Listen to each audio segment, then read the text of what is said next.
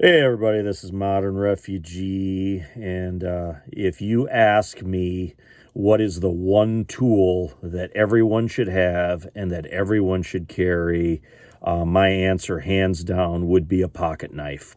Doesn't matter whether you're young, old, you're a prepper, you're not a prepper, male, female, it doesn't matter. The pocket knife is probably the most utilitarian tool that the human race has ever invented, in my opinion.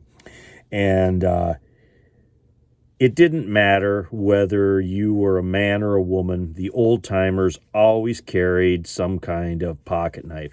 They were of different sizes, different shapes. The men would carry larger ones. The women typically would carry smaller ones in their aprons or in their purses. It was just a utilitarian item that everybody had, and it helped so much. It made your life so much easier in your day-to-day tasks. And now that the world has gotten, more precarious and there's more problems now, that's one thing that I've seen people less and less carry over the years is some type of basic pocket knife. And there has been so many innovations when it comes to pocket knives. Now we've got, pocket knives that have tools on them. A pocket knife, multi-tool, utility tool, whatever, has become infinitely better than it was when the old timers had just the basic, stockman, barlows, trappers and stuff. You have got really small, very functional tools that are available to us nowadays, and I just don't see why everybody doesn't carry one. And when I was a little kid, 5, 6 years old, if I needed something, cut or whatever, I would always be, running to Dad and say, "Hey, Dad, can I use your pocket knife?" And when I was entrusted with my first pocket knife, that was a big deal. That was a huge rite of passage for me, going from a boy, hey, that we're entrusting you with this sharp, pointy thing here. And of course, I cut myself with it just like every other, boy my age did eventually. But it was something that I treasured. When I got that knife, I used it. I kept it sharp. I kept it oiled up. And I literally used that knife until it fell apart. And I wanted to kind of show you some of the knives I got here and kind of go over some of these different features and stuff that these guys got on them here, and just talk about this tool I think everybody should carry. This right here was my dad's pocket knife, and my dad had couple different pocket knives, but he always carried some kind of what they call a stockman style that had either 2 or 3 blades on it. And this is actually an old timer here, and he used this for everything. He sharpened it, did everything from he'd wash it and use it to cut summer sausage, or he would use it to open letters. He would use it to whittle a toothpick, sharpen a pencil. He was constantly using a knife like this. And I got one here that he had. He actually broke the blade off of it. You can kind of see it there. The third blade is actually broken. So, that blade got used a lot more because it didn't have the 3 blades. He typically would keep one blade really sharp, and then the other ones, he would use and he would dull up. But this one, you can see how much he sharpened that down. The blade originally was like right to here. This has got at least a good 1/4 inch of material that was sharpened off this blade, over the years. But this was your typical, pocket knife that the old men carried.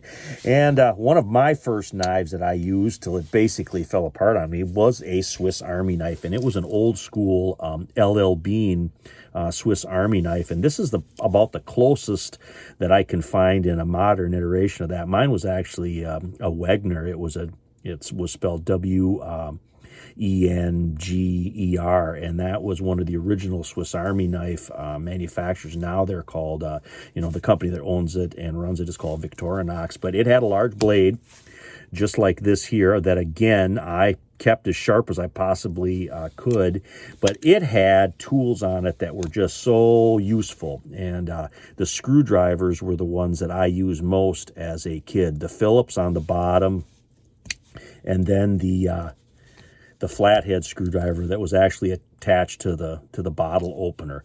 Those were the ones that got used the most next to the knife blade. And then this model here actually has a small saw on it. My original one didn't have a saw on it, but if I would have had a saw like this on my original one, that would have got used too.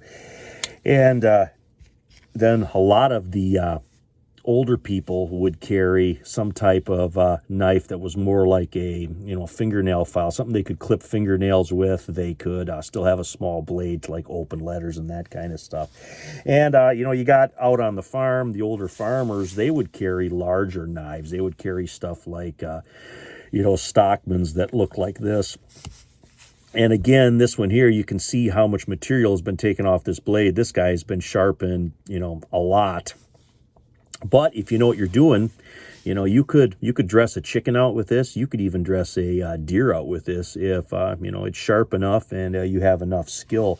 And if you did a lot of hunting, you got into something like a case trapper that had a larger blade on it that was better for skinning and that kind of stuff. And I've seen so many different iterations of these trappers over the years, from cheap to really, really high quality. This is a case, so this is actually really high quality. And typically, the original color on them was yellow. You'd have a yellow handle on it. And again, because they got used so much, you had pocket knives that would get, there would be cracks and there would be breaks in the handle material. There was a lot of different knives that I seen that was missing some type of the handle material, but that never cut down on the functionality of those knives. They were constantly being used. And nowadays, we have these multi-tools that still have the blades on them. And typically when I have a multi-tool, I want to keep my blade really sharp on a multi-tool because I typically have another pocket knife with me, and then I use the tools on here. And this is a Gerber, and it's actually a 600, which is one of their larger ones. And I've had a lot of different Gerbers over the years. I've got this one here, plus I got two of the 400s, which are a little bit smaller. And then I got a couple of Leathermans.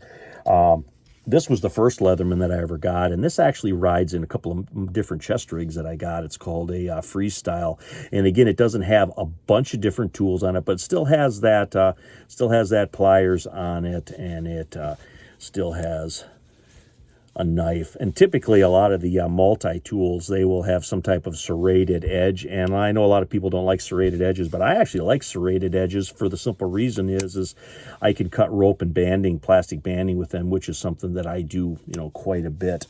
And then of course this is another Leatherman here. This is the newest one that I just got that I've been messing around with, and I actually quite like this one. It's pretty decent. And one of the things that I like on this guy here, if I can pull it out of here, like I said, I haven't had this guy real long, but it's got the, it's still got the tools, the screwdrivers that I use most, and still got the blade with the serration on it. But this guy right here is something that I always thought was really a tool that was nice to have, and that's a scissors.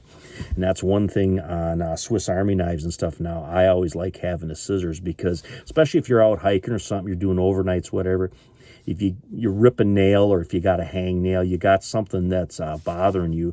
If you do a lot of fishing, the scissors is extremely useful. And I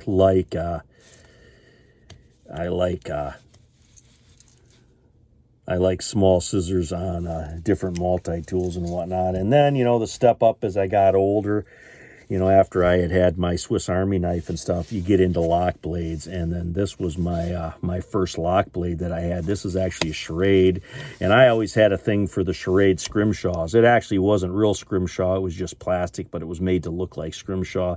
And I was really sad when charade went out of business and you couldn't get scrimshawed knives anymore. And I got several of these scrimshawed knives in my collection, but people would go and they would go to a lock blade if they did a lot of heavy work with it. As I got older, I was doing heavier and heavier work, so I wanted a heavier and heavier knife, so I went to a lock blade. And to this day, I still carry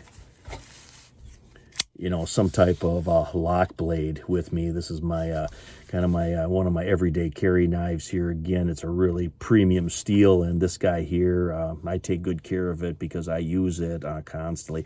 I don't have a problem spending a little bit extra money on a good pocket knife, because it's literally the one tool that I do not want to be without. But anyway, I thought it'd be kind of fun to talk about pocket knives here and go down memory lane.